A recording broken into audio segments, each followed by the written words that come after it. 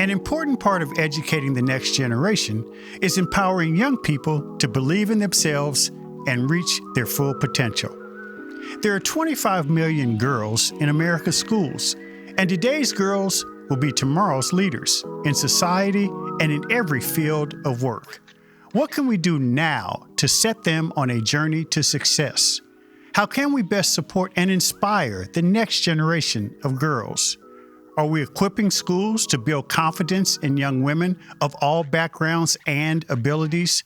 What should be done at the individual and collective level to support all girls with the resources they need to succeed? This is what I want to know. And today I'm joined by Jes Wolfe to find out.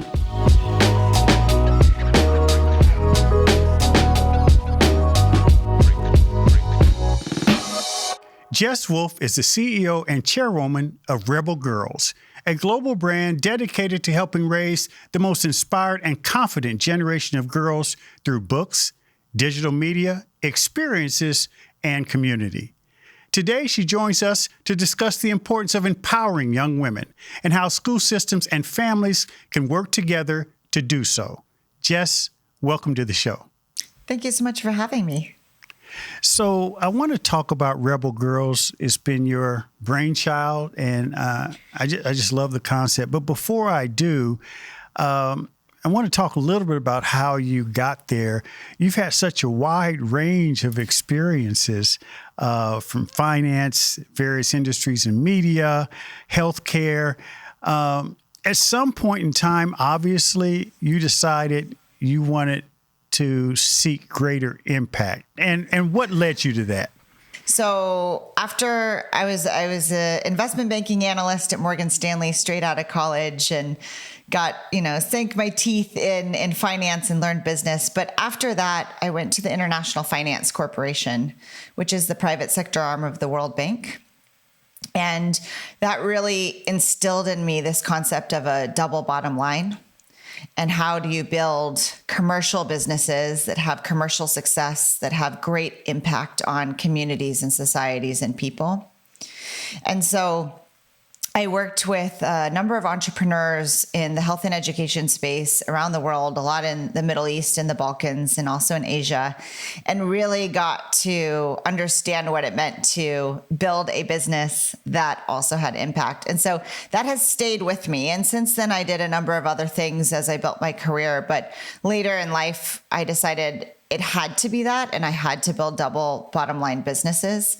But that foundational experience as a 24, 25-year-old at the World Bank was pivotal for that. As you decided on what path you were going to choose, what made you land in the area of impact around girls? There's a gender gap, and I felt it as a kid. I felt it with how I was raised. I felt it in my career. I've seen it. I see how girls feel that they're less smart and less capable than boys. And when you think about the results of the world today, 2% of venture funding goes to women. Only 8% of the Fortune 500 are being led by women. There's a gender pay gap. There's so many issues on a gender front, and it feels a very worthwhile fight to fight. And ultimately, I think that girls are strong and smart and capable and creative. And this, if we can inspire them and if we can level the confidence gap with girls, we have a chance. We have a chance to combat climate change and all of our geopolitical messes in the world and to make the world a more just and fair and prosperous place. And I can't think of a cause that speaks to me more than that right now to fight for. And how did you decide the mission of Rebel Girls, taking all of what you said in context? So I came into Rebel Girls about 3.5 years ago when there were 2 books, and the original founders had this idea for the first book and then the second book about representation in media and children's media, and they wanted to help inspire and instill confidence in girls. And so when I came to lead the company, I thought we could be a little more ambitious than that, and we could take our own advice about dreaming bigger? And how can we help raise the most inspired and the most confident global generation of girls to date? And how can we help girls, enable them to be the stars of their own story and ask them to be the heroes of tomorrow, to be the change in the world that we need? And so that's kind of the genesis of how it evolved, to be bold, to be rebel. What are some of the things and projects, priorities you're working on? So we have a lot of projects. There's two really big ones that I'd love to highlight. The first is our Rebel Girls app. So we launched an app 8 months ago, and this is our first direct to consumer where we can have a direct relationship with girls. We took our award-winning podcast stories, beloved, beautiful audio pieces, and we put them in an app. And then we took the artwork that we have worked with, more than 500 women and non-binary artists from around the world. And we put that into the app and added some features and archival photos and interactivity. And that's a very, very big project for us. And we're really pleased. We won 3 Webbies for our audio stories this year. We won the Apple Design Award for this app. And we are really focusing on building out an incredibly immersive, screen limited experience for girls. So that's one project. And then the second really big project, and I'll give you a sneak peek because we got these in yesterday. It comes out at the end of September, and this book is on 100 inspiring young change makers. So these are stories of 100 women and girls today.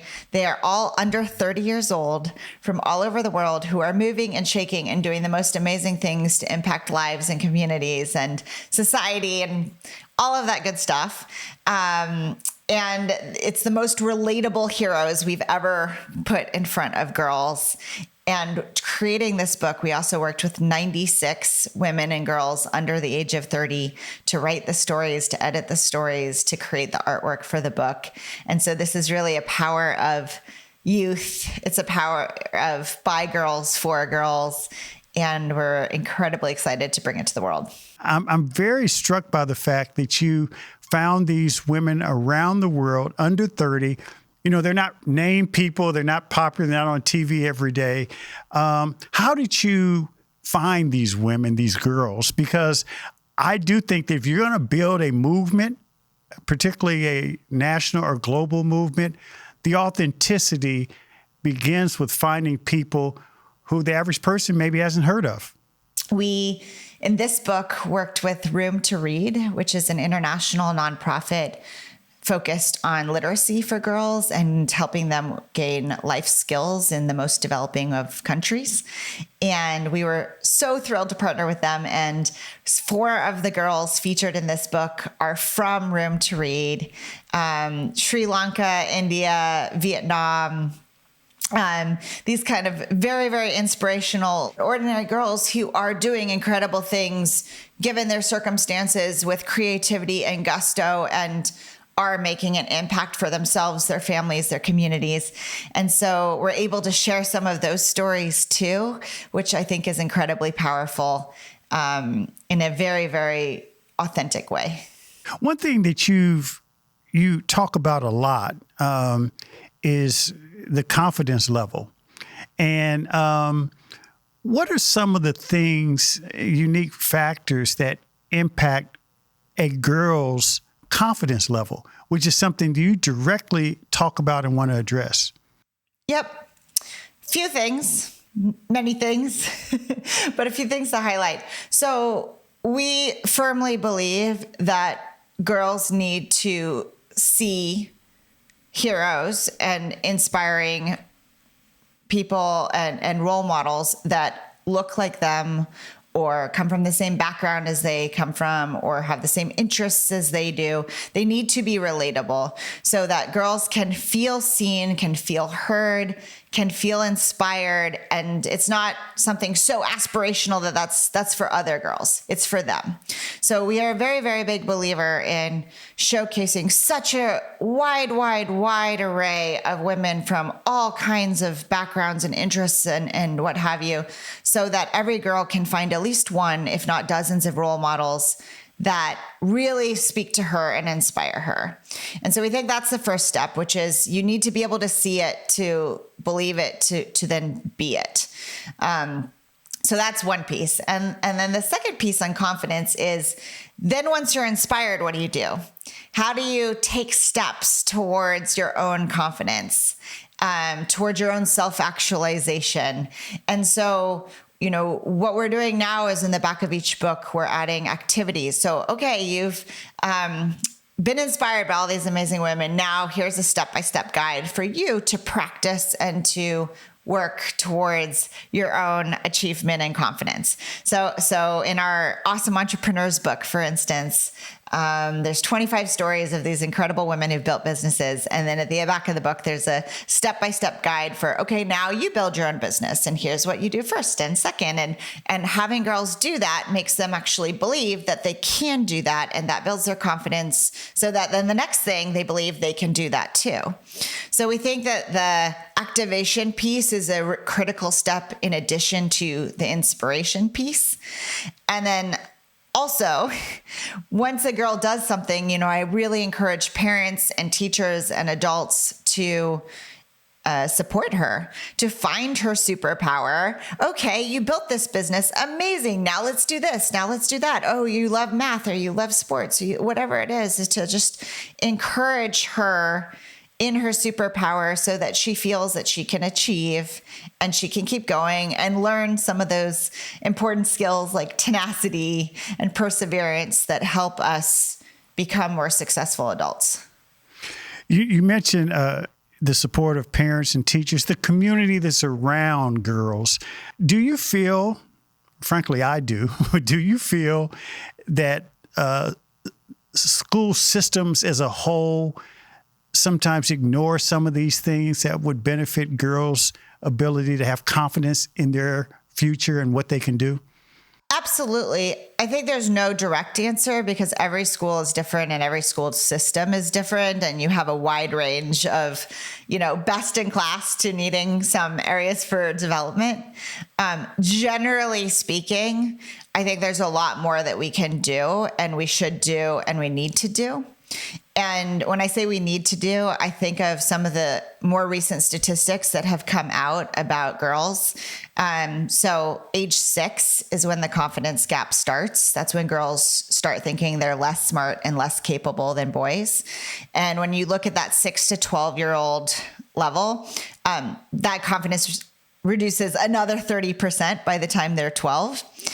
That 6 to 12-year-old girls are 2 times more likely to suffer depression than boys. They're 3 times more likely to suffer cyberbullying than boys. They're 5 times more likely to drop out of sports than boys. Why at age 6 does this happen? What is going on? I think we raise boys and girls differently. A lot of that is storytelling. A lot of that is media. A lot of that is what stories do we showcase our girls and our boys, and to date, it's been incredibly skewed. From a study that Lego came out with recently, in terms of not just the media and the stories, but parents are 4 times more likely to encourage girls to engage in dance and dress up than boys. Parents are 2 times more likely to encourage boys to engage in coding than girls. Parents are 3 times more likely to encourage girls to cook or bake than boys. So we're still encouraging girls and boys to do different things. And we're showing them stories of differences. And then we're a little bit shocked when they think of themselves differently. We are leading, and we believe in leading by example and in showcasing women from all backgrounds and all body sizes and hair shapes and colors and interests and ages. And we want to make it be so that anyone can be a hero and can be inspirational, and their stories should be celebrated.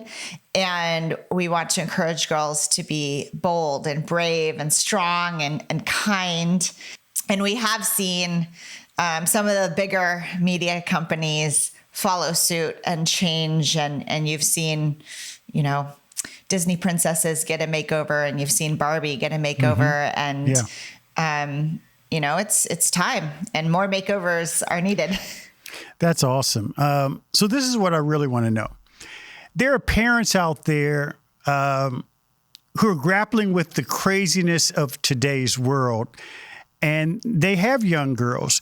What advice would you give young parents with young girls as to how to ensure, in spite of all those forces around them, that their confidence continues to grow and develop? So tell them more stories. Shameless plug. Rebel Girls is a great resource, whether it's our books or our podcast or our app. But stories, it's the number one way of learning for kids. So tell them stories of all kinds of women from all kinds of backgrounds doing all kinds of things, and tell them stories all the time. And then the second thing is encourage them. Help them find their superpower, encourage them to use it. Again, it could be music or bugs or swimming or math or they're incredibly welcoming for friends and people, and they're just incredibly empathetic girls. Whatever that superpower is, give them praise, tell them that they're good at it, help them excel, and that will help them build their confidence for the next and the next. Jes Wolfe, thank you so much for joining us on What I Want to Know. You're doing terrific work, and thank you for joining. Thank you for having me.